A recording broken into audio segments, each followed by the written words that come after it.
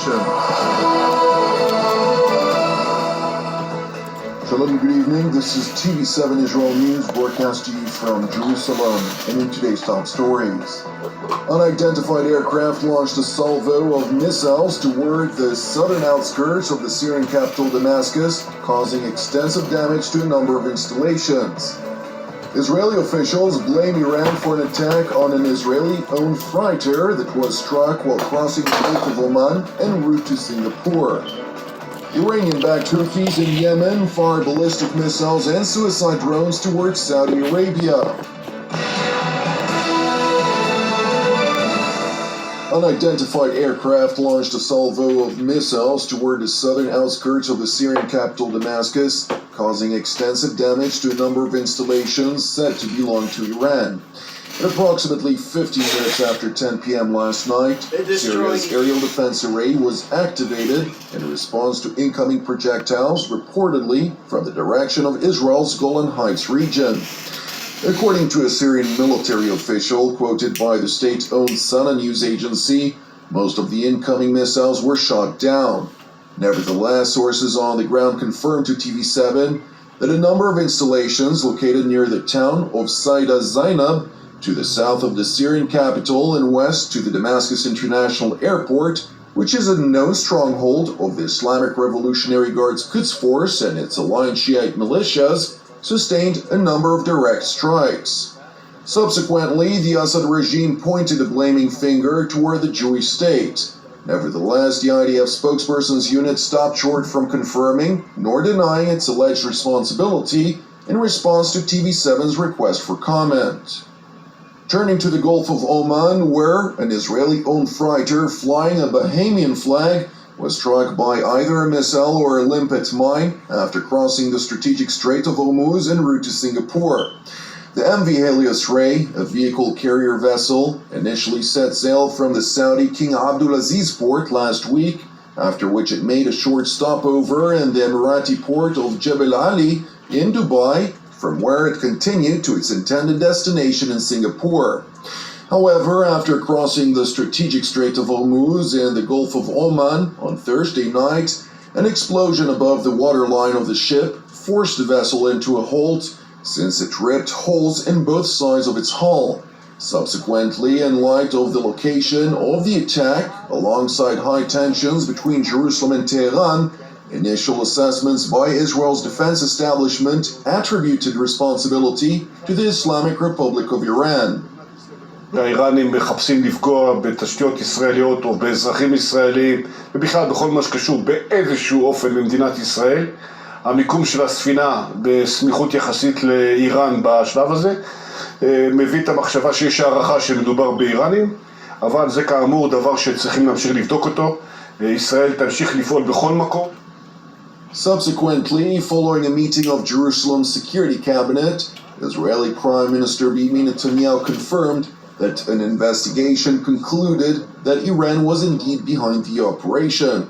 Moreover, Israeli Education Minister Yoav Gallant, a former Israeli Navy admiral and a member of the Security Cabinet, revealed that the blast was most likely done by a limpet mine that was attached to the Israeli-owned vessel in a naval commando operation. זה פגיעה של מוקש שהוצמד מבחוץ, כנראה על ידי כוח קומנדו בפעולת שייט במהלך הלילה. 2, זה פעולה שכוונה נגד ישראל, כי מאוד קל להיכנס לכל הרשתות הגלויות ולדעת מי הבעלים של הספינה, והאיראנים הם מתוחכמים. Iran has quickly denied the Israeli accusation, claiming in a foreign ministry briefing in Tehran, quote, "The security of the Persian Gulf is extremely important for Iran."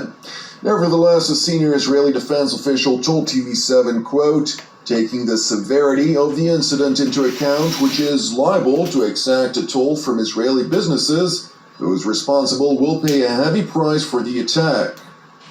Turning to Yemen, where a wide-scale offensive by the Iranian-backed Houthi militia on the country's last bastion of the internationally recognized government of President Abd Rabu Mansour Hadi in Ma'arib Governorate continues to be a source of regional instability.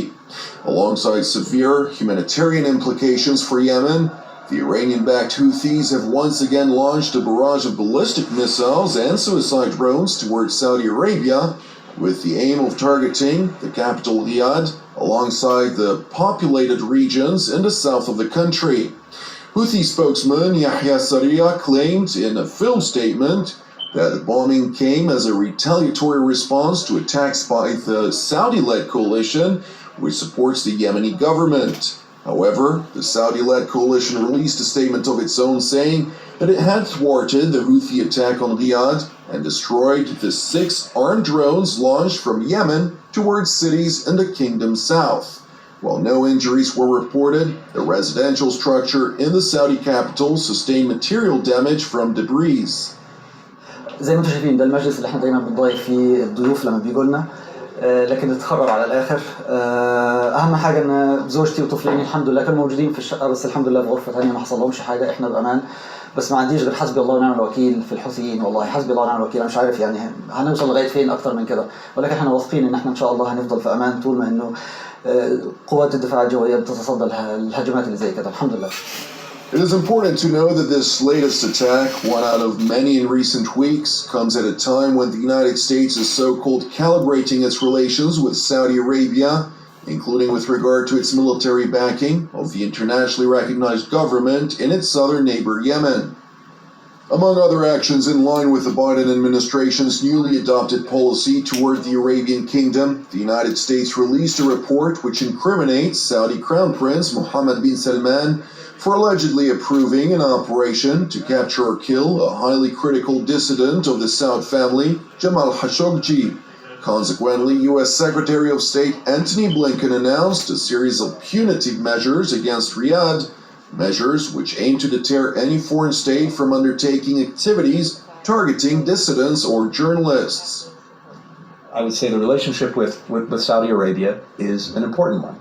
We have significant ongoing interests. We remain committed to the defense of the kingdom. But we also want to make sure, and this is what the president has said from the outset, that the relationship better reflects our interests and our values. And so what we've done by the actions that we've taken is really not to rupture the relationship, but to recalibrate it. This recalibration goes to the policies that Saudi Arabia is pursuing and the actions it has taken. And I would just add and conclude with this. We are already seeing some results from this recalibration. We're seeing results in our own efforts, joined, I hope, by Saudi Arabia to end the war in Yemen. Meanwhile, at the Pentagon, spokesman John Kirby emphasized that the U.S. aerial strike against Iranian proxies in eastern Syria on February 26 aimed to send a clear signal the United States will act to protect American and coalition personnel and its security interests in the region. This response was conducted together with diplomatic measures, including consultation with coalition partners. The department notified congressional leadership before the strikes. Administration officials have been briefing at the member and staff level today, and there will be a full classified briefing early next week. As we made clear last night, and I think through President Biden's order, he made clear that the United States will act to protect American and coalition personnel and our security interests in the region. Subsequently, U.S. President Joe Biden, during a tour of a FEMA vaccination facility in the United States, was asked more specifically about the intended message of the strike. Mr. President, what message would you send into Iran with your first military action? You can't act with impunity. Be careful. In response to the statement by the American president, Iranian Foreign Minister Mohammad Javad Zarif condemned the United States for its airstrike as illegal and a violation of Syria's sovereignty. Moreover, Minister Zarif rejected Iran's involvement in the repeated attacks against U.S. coalition forces in Iraq and emphasized the need for the Iraqi government to find the perpetrators. The Iranian top diplomat made this blatant condemnation during a meeting with his visiting Iraqi counterpart Fuad Hussein. Turning to Moscow, where Russian Foreign Minister Sergei Lavrov revealed that the United States notified Russia several minutes before last week's attack as part of a deconfliction mechanism for Syria. Нас, наших военных, предупредили за 4 или 5 минут. Конечно, если говорить даже о деконфликтинге, как это принято в отношениях между российскими и американскими военнослужащими, то это ничего не дает. Такого рода уведомления буквально, когда уже удар наносится. Moscow's top diplomat went on to voice hope that the Biden administration would soon re-establish contact with their Russian counterparts on regional issues. По политико-дипломатической линии нам очень важно возобновить контакты. Надеемся, что новая администрация вскоре сформирует свои команды для этой цели. Нам очень важно понимать, как Соединенные Штаты будут выстраивать свою стратегическую линию на земле. Thank you for watching us. As part of TV7 Israel's prayer initiative, I would like to encourage you today to join myself and the team here in Jerusalem to lift up the Kingdom of Saudi Arabia in prayer for its salvation and peace, alongside prayers for our persecuted brothers and sisters around the world, in addition to our ongoing prayers, of course, for the peace of Jerusalem, the salvation of Israel, and for all those who are impacted by the corona contagion and its numerous ramifications worldwide. I'm Jonathan Hassan, wishing you a Shavua Tov U'Mevorach, and we will see you again tomorrow at the same time.